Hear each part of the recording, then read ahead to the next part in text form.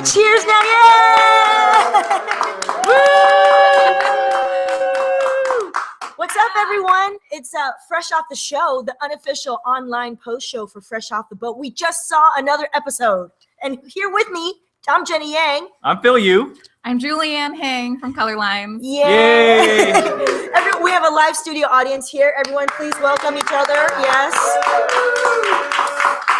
We're so excited because Julianne is like, I don't know, racial justice, race analysis expert. Would you? And weekly Fresh Off the Boat recapper. Yes. Oh, sweet. Oh, so this is part of your beat.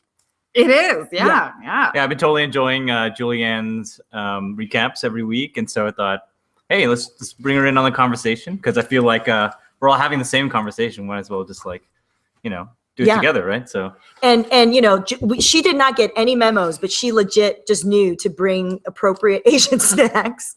Look at this. You gotta do. Look at this, man. We also got this. Today's snack Legit. is lemon tea, pocky. And of course, we brought back some Calbee shrimp chips. A fresh bag of shrimp chips. Did you know it's a 50-year anniversary? We literally are not getting any money from them, but this is like shrimp chips. These are like day. the building blocks of my diet right here. Lemon tea, pocky, shrimp chips. So I'm gonna have a shrimp chip. For real. This is the get the show started shrimp chip. So I didn't know it was the 50th anniversary. That's pretty dope. know.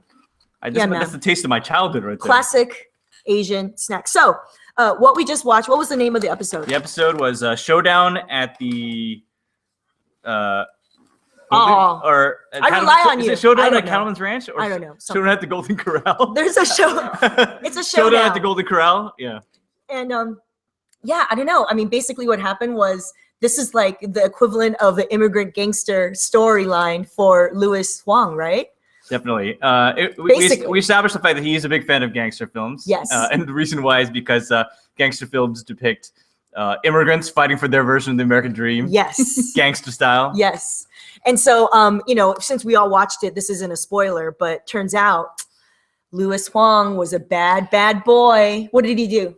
I mean, it was about, I saw this episode as being about immigrant hustle. Yeah. Intellectual property edition. I know. He stole, basically, Louis Huang stole the franchise format. It's like stealing Burger King, It's like the franchise format for that became Cattleman's Ranch. What's Golden Corral? Golden Corral, yeah. Yeah. But then, he established Golden Corral is a ripoff of something else. Yes, and so, that's right. It's all derivative. So, chalk it up to immigrant hustle, I think. He's just being a little bit, he's just trying to make his way into the American dream, Yeah. So. And I'm gonna maneuver here to get our Fresh Off the Show hashtag on our screen. But in the meantime, if you have any comments about that you would like us to discuss, please get on the Twitter and go to Fresh Off the Show. And actually, one of our in-studio tweeters, Daniel M. Maeda, we overheated the electrical. Anyway, one of our tweeters, he actually mentioned that isn't the idea of the immigrant hustle, or at least Chinese people stealing proprietary plans, isn't that a little bit, I don't know, stereotypical or kind of racist? You didn't say racist. I would say it's racist, but there's definitely a sense of there are no real original ideas in America. And I think there's a certain sense of they didn't come up, nobody came up with this on their own. And so you see I heard this one story on This American Life about this banh mi place in New York. Oh yeah. Where this dude, he worked there for a while, and then all of a sudden the owner noticed he didn't show up for work anymore. And then a couple weeks later, he found this menu for a new banh mi shop that's opening a couple blocks away. Classic. And the dude who used to work at his place, it was the chef of that restaurant, And I was like, dude, that's so. For some reason, I heard that story. That's unsurprising. Yeah, it's not surprising at all, right? What about that is novel or shocking? That is totally real. Honestly, I don't know. That's the thing with stereotypes. It's I don't think it's a stereotype. I think it's truth. I don't see it as a stereotype. Asian folks have a different sense of jurisprudence. We have different ideas around legality, that's why we drive weird sometimes, and that leads to a horrible stereotype. But we have different types of traffic laws in the home country, and maybe that should Yeah, transfer here. he's like doesn't really see him pretty much going ahead and taking the Golden Corral binder and tossing out the window. Like I think he was pretty aware that he knew what he was doing. Yeah, he knew what he was doing. Yeah, so I don't know. I don't know. Hustle. It's just hustle. It's hustle. Yeah, I don't know if I condone that. I won't say. Don't you think? Right? We're not here to pass judgment. No. But for the storyline of this fictional character, which I mean, but for folks who've read the book, like this is basically what he did. This is what Eddie Huang's dad did. So so it's not just played up for laughs here. Like yes, it's part of his actual experience. Okay, guys, I'm getting word that Ian Chen, who plays Evan, he's watching our chat apparently. Oh, shout out to Ian. Oh my gosh, I just heard that apparently. Not to brag, but like Ian had tweeted a screenshot of our last show where all three of us, you, me, and Keiko, are doing the sound that he did for the poker game where he's like, That's top 5 moments for me in the whole show so far. So Ian, you totally stole it. Speaking of top moments, can we just talk about the top moment? I think we both kind of agree is pretty awesome. I don't know about you, Julianne, but which the fantasy sequence in the my bus. gosh. Okay, the harmonizing, these kids, like the disco lights. It was incredible. And also this isn't the first time that the show has tried a dream sequence. Yes. And I think this was much better than their first stab at it. Right. Oh, that's right. The first one was hella awkward. Yeah, the first one was when little Eddie had to be in a rap video and like squeeze Capri Sun. He was doing the shimmy shimmy on Honey. Yeah. shimmy. Yeah. That's right. But this one was so good. Age appropriate and also really funny, well executed. I didn't want it to end. Yeah. Like I was like, this should be a full length music video. I want to see that. That story. The acapella school bus remix version of Check Yourself. Yeah. Yes. So, oh my God. So to me, this episode, like, especially because of that sequence, this episode felt really silly. Yeah, totally. Lewis's, Randall Park's sneeze, like that sneeze. Oh my gosh. So who else has an immigrant dad who sneezes like a crazy man? Okay, this is what I tweeted. Like this big, like honking sound. Yeah, I would say Lewis's sneeze is like not a necessarily realistic sneeze. It was like a weird sneeze, so it's funny. But I seriously, legit, like, look into my eyes, internet. Honestly, if you did a quiz where you had Chinese and non-Chinese people sneeze, and I was blindfolded, I would guess it 100% And the Chinese person sneeze is always louder. But this is my dad. I'm gonna imitate my dad's sneeze, okay? Achoo! Achoo! Achoo! I mean, not just one, right? Yeah, it's three. There's kind of like a gratuitous performative element to it, right? It's like it's part of the show. There's, Yeah, this episode particularly definitely goes into the silly, into the wacky. I mean, so, one of our tweeters, Jamin Lee, says, let's talk about Asian American folks doing physical comedy, like as in like Randall picking up Constance in that one scene. I mean, like, I guess we don't really get to see a lot of like, this show is kind of phenomenal because we get to see Asians doing comedy, period, right? Yes. And being sort of the heroes. But then like this one is particularly going into sort of that wacky element, and like not where they're playing clowns, but like getting to do that really fun like physical comedy. Yeah, I feel like what we've seen now that we're almost over halfway through the season is there's just more confidence in pushing the heightened reality of a sitcom. Yeah. And I think it's great because that's why we're watching TV. We're not watching a documentary. You know what I mean? Like we're watching entertainment. So like it is a comedy. It's a comedy. It's Yeah. not supposed to be. It's great that it reflects certain kernels of our lives. Yeah. But in the end, it's supposed to make us laugh, and so. Yeah. So like for instance that sneeze, I mean like I could do a version of my dad's sneeze, which is like your dad, like some weird like all of a sudden like everything else in the world is frozen, and then it's all about this fucking sneeze, man. Like I think it's weird too because like we could have a whole conversation just about like onomatopoeic words that are like what the translations are in Chinese or English. Because like for example like dog, like the way dogs bark.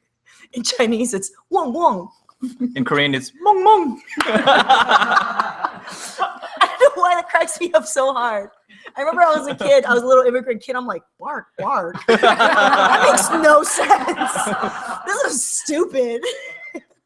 Anyways. Okay, so we have a question from D Chang saying, this is to us saying, can you talk about how ratings work? Like, does ABC count watchers on Yes. abc.com? So that's important. Well, so for people who don't know, there's the regular Nielsen ratings, which are like, the way that works is a little bit whack, but you have to be a Nielsen family, meaning you have to have this physical device that counts what you watch. It's a box. And it's just a small cross section of the entire TV watching audience, and they use that to extrapolate like how many people are watching, which is kind of whack because like I don't know necessarily how many how representative that really is of especially if you're Asian American.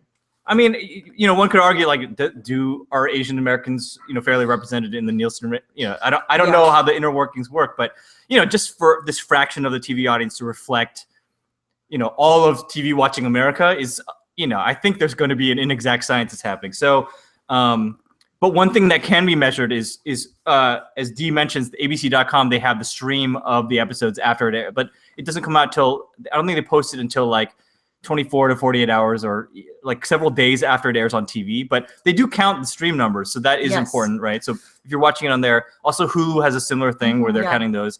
If you have a DVR and you tape it, that counts. You record it. Yeah. They count the streaming numbers of like up till I think like 24, 48 hours after you after the live air, like they'll count if you watch it after the show. So watch it live, but if you watch it live, it only counts if you're Nielsen. Within the first 24 hours of the live episode, DVR it and watch it, that counts. Within the first 48 to 72 hours, stream it on ABC or on Hulu Plus, and that counts into the ratings. And so apparently the way that they've been describing Fresh Off the Boat on all of the entertainment blogs and news is it's a hit. Officially, it's a hit. So the other metric that kind of matters, not so much ratings, but like in terms of cultural penetration, I think is like hashtags, like whether people are talking about it on Twitter. Like it does make people notice that like people are talking about this and it's making some kind of waves. So what you're doing out there in Twitterland it counts for something. I know, and we have like 10 people in here. Yeah, they're helping to add to the tweeting. Yeah, our army here. Well, so I think that this question speaks to some anxieties that I have been having, and that I was at the optometrist last week. Shout out to Dr. Yoshioka. Yeah, Dr. Yoshioka. You have a J optometrist too? Wait, no way, me? No, I'm kidding. I do too. I don't know. Actually, I wouldn't be surprised if someone knows him because, that's like how tight knit. Okay. Yes. Shout outs. But where's this going? I don't know. We were talking about Fresh Off the Boat. Okay. And so like, we had this sort of disagreement about whether or not white people would get this show. Yeah. Uh-huh. And like I'm not sure. And I kind of like the novelty of not knowing or not, and also like not caring whether white people get this. But I also have this really strong feeling of like, okay, well, so if this is the one season we get, like, I really hope the writers just leave it all in the field, that they just like give us everything. Sure. Yeah. And I'm not really caring so much. But that's a conversation that I have with a lot of people is like, is this a show that other people are enjoying, and is this a show that we'll get to have in our lives, like more than this like fleeting one season? Yeah, I think one somebody I heard express this before the show even aired, right? Is just like even if this wasn't a boom blockbuster rating success, if the show was just good, solid 13 episodes, at least we'd have that, and that would be awesome. Yeah. You just play it over and over I don't know. for the next 20 years. If it was like a shitty show that did really well, I would not feel as good. But like, I really like it, and so I'm really happy with like at least the 7 episodes we watched so far. You know? So that's been to me, like a creative win in a lot of ways. I would say so too. And I just saw someone tweet, which is totally true. Chinese folks, we follow chefs to new restaurants all the time. Because like sometimes there'll be a disagreement or there's a falling out, and the chef will go to a new place. They reminded me because my family, who are like in like Torrance, which is 45 minutes away from the San Gabriel Valley, they will hear about, this chef who's really good at this crab, like went to this new place, and people will roll like, well, that happens all the time. Totally. Totally. Now, what does it have to do exactly with Fresh Off the Boat? Oh, sorry. Just the idea that like, people will just not feel weird about having a restaurant. Taking the IP and going somewhere else. Yeah, like a totally, Yeah. a special dish from one restaurant. The chef will just take it to another restaurant. Yeah, yeah. Sorry. I think I'll one of the other standouts of this episode was seeing more of the lengths Eddie will go to get the girl. Yes. Like including torturing himself with hot sauce. The poor kid, like hot sauce runs. Sriracha. That's awful. So my friend Jeff Yang, who plays who's dad to Hudson, who plays Eddie. Jeff's connected this hot sauce moment to a moment that happens in David Henry Hwang's play Fob, F-O-B, where there's a standoff between two characters who, to prove their, sort of like manliness or whatever, they eat hot sauce. There's a standoff with hot sauce. Hold up. So do you think the writers actually had an homage to David Henry Hwang? It could be complete coincidence. But I'd like to think spiritually there's like some connection, you know what I mean? Oh, there is a spiritual connection. But that's amazing though, Jeff Yang. I mean, shout out to any Asian Americans like trivia scholar nerds out there who might have gotten. I'm ready to read the dissertation on this. Whoever's writing this. I have to this came up in a Facebook comment thread today I saw, and so it totally brought me back because just the connection with FOB was the first time I ever heard that. The play by David Henry Hwang was the first time I ever heard the term Fresh Off the Boat. It's true. It's this nice connection. And then check it out. I own a copy signed by David Henry Hwang, by the way. Hell yeah. Fresh Off the Boat of his play, junior year in high school, I played Steve in FOB. So and Fresh Off the Boat by David Henry Hwang was actually a play set in Torrance where I grew up. Holla! It all comes together. Yeah, hot sauce competition, man. That's so good. Just sriracha. Dude, that was awesome. But that hot sauce was whack. I mean, it was supposed to be the sriracha, but the orange wasn't even green at the top. And it looked like ketchup. What is this fake ass hot sauce, man? I was like, this is a moment where Fresh Off the Boat is disappointed me. I know.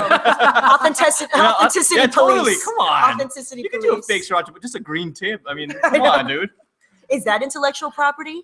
I don't think so. The green tip. I think you could just, make it look like it without actually putting the logos and stuff like that. Yeah, I don't know, dude. And by the way, it was Don Lee too. By the way, shout out to Don Lee too. Talked about Chinese chefs, people following Chinese chefs. We have a question from Hanguk Power. That's his screen name. Hanguk Power. Are there any Asian YouTubers you would like to see guest star or cameo in a future episode of Fresh Off the Boat? Oh, you know who would be good is Kev Jumba. Yeah, I think Kev Jumba would be good as like some kind of like cousin or like, I mean, I feel like we're ripe for some other Asian to show up. Yeah, does that make sense? Like totally, into the storylines. Yeah. Right, because right now they're just like this isolated Asian family. Yeah. And so maybe there's a cool, Kev Jumba that shows up, or I don't know. I think or the Fung Brothers. How about like Tim DeLaGhetto? Tim DeLaGhetto. He's got like got the hip hop style. Swag. Yeah, he's like. You can find a place for him somewhere in there, I think. I feel like Tim DeLaGhetto would be like the little like hip hop devil on Eddie, little Eddie's shoulder, trying to get him to like do like unsavory things to get the girl, or to live that thug life. Anybody else? I think. But the Fung Brothers, they're into hip hop too. Yeah. And, reps the Chineseness. I could see them. There's definitely a place for them there. Can you imagine, could you imagine, like, if in the little Eddie Hwang world that we've seen so far, if, like, all of a sudden he just saw, like, an Asian American dude, like, young guy rap? Dude, it would blow his mind. Wouldn't it blow your mind? Like, if you were little Eddie and you saw, like, a young Asian American, Asian guy. Right, if we're talking dream sequences now, right? Yeah. Maybe Eddie himself. But. Well, that's a interesting, like, point to bring up is that, like, a very important part of this show is that it happens in the 90s. It's pre-internet. So people don't have, like, someone like Eddie doesn't have, he's very isolated. He doesn't have a window into looking at, like, even other Asian American, so sad. Pop culture figures. Yeah, pre-Zanga, pre-Live Journal. Wait, real quick though, where did you grow up? What's the racial makeup of your upbringing? San Francisco. Oh, Bay Area, Holla. Yeah. And I'm fifth generation, so okay. So like my family got to America, they put down their bags, and they just never left. Yeah, they like never left San Francisco. So that's where we are. So you're around a lot proper? Yes. Around a Wow. lot of people of color, Asian Americans, or no? Chinese Americans. Yeah. Specifically. I went to school with Chinese Americans. Yeah. Yeah, know? I know. And we grew up around a lot of Asians. Yeah. So, I mean, I feel like when I met for the first time in college, like Asians who grew up in like white environments, I felt like they were like refugees It's weird. coming to Yeah. the Asian American Student Organization, just like, save me. Well, they just didn't know what to make of having so many Asians in one I place. know. You know what I mean? It's interesting. Can we talk about the signs with the spray paint? Oh and my the- God. Can I just say, I want to see Hoagie King vandalized. Right for some good graffiti. Such a that good joke was so built in. You know joke. what I mean? I was just like, wow, you don't have to Such do a good anything. joke. It's like, I saw somebody on Facebook point out that that there's an address that's listed on the billboard for Cattleman's Ranch, which is an actual address in Orlando, oh, and someone really? mapped it and said that Shut up. there's a Golden Corral like 2 blocks from that actual place. Oh, interesting. So I wonder if that's I wonder if somebody did their Google Maps research when they mocked up that sign. Yeah. I like how we have Jamminly, Jamminly, says Eddie's attempts to get Nicole's attention in this episode weren't steeped in misogyny. They were innocent and cute.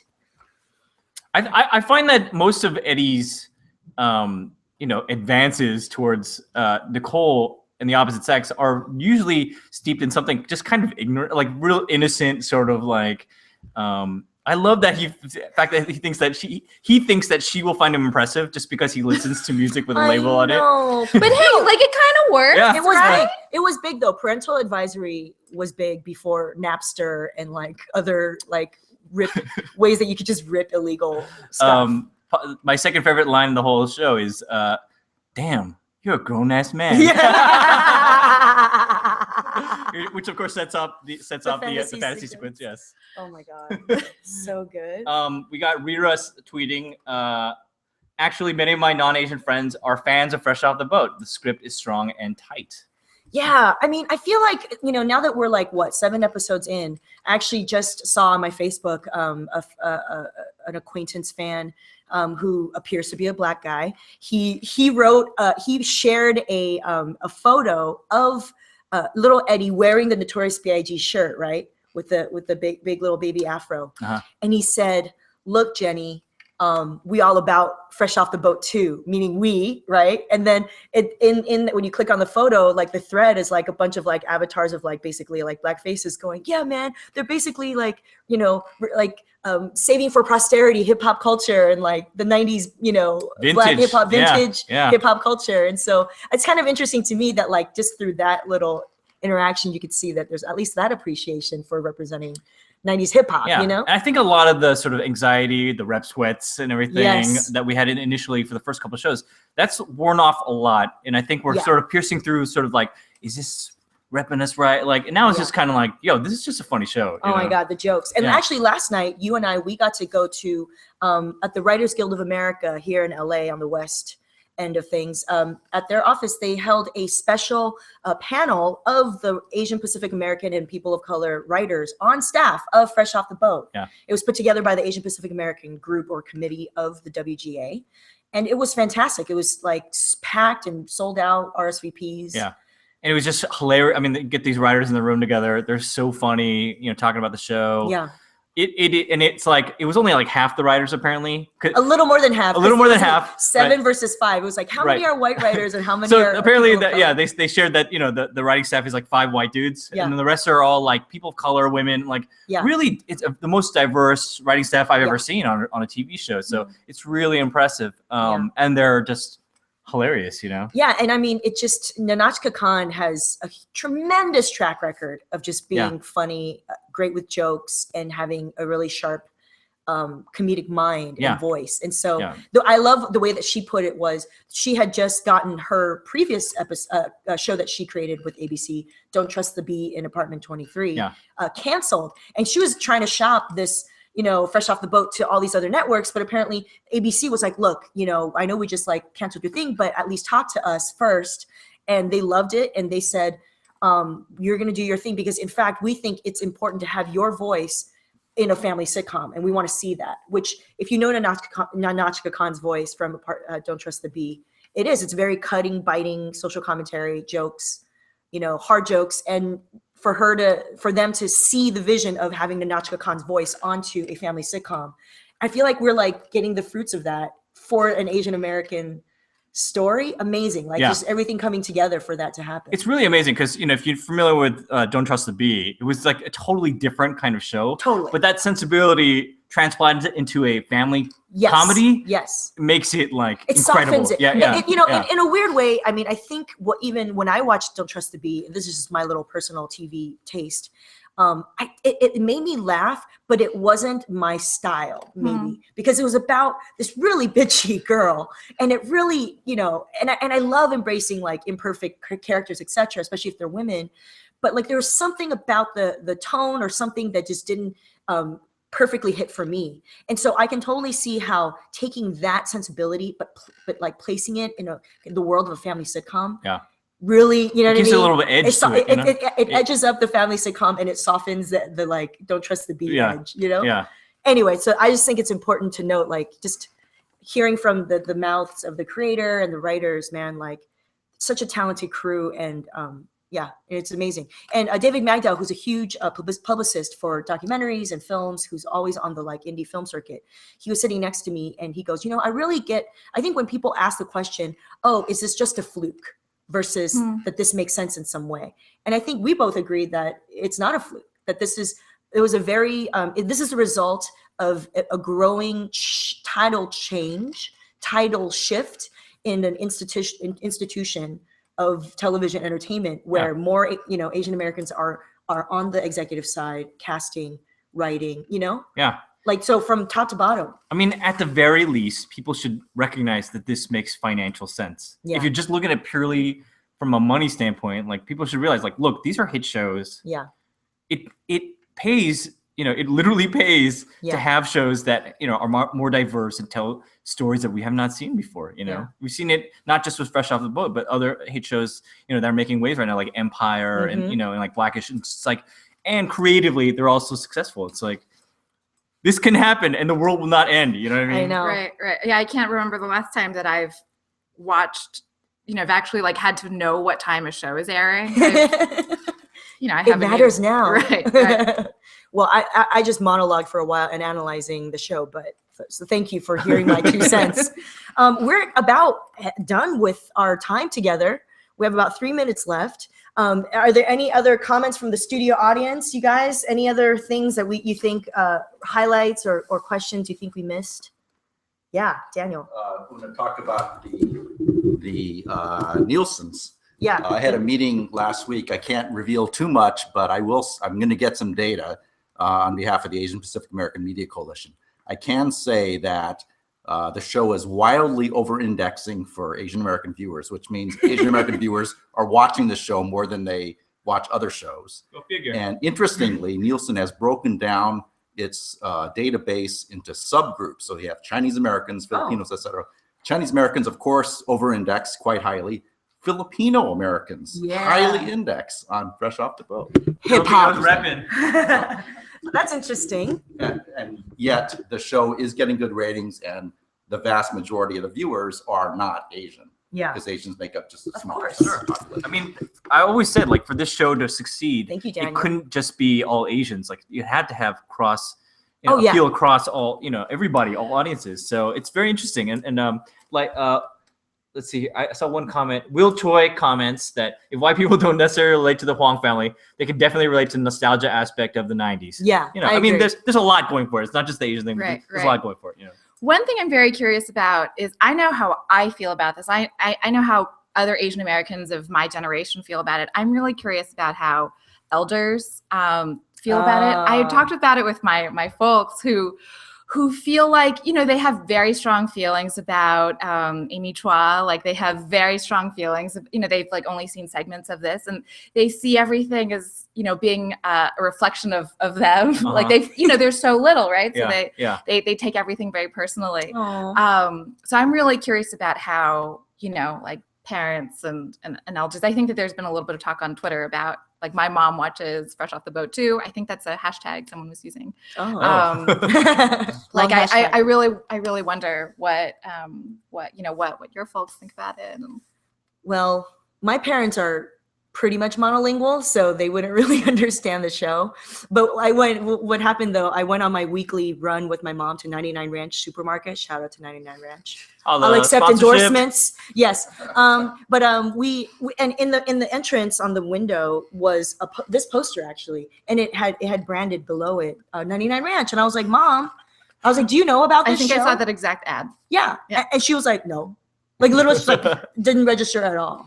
I was like, did you read about it in the Chinese newspaper? And she's like, maybe. Like, it was just not this. She's not the target audience. This is an English language sitcom, you know? This is an American show. Yeah. Honestly, like it's a show for American audiences. It's not, I think that, I think it's making waves because there's Asian faces, but Yes.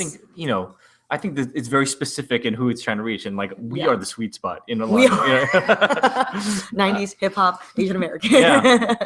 Yeah. So we're about at time, and so we want to just thank. We got to thank our visual communications who helps us put together the show. Yay! Big shout out.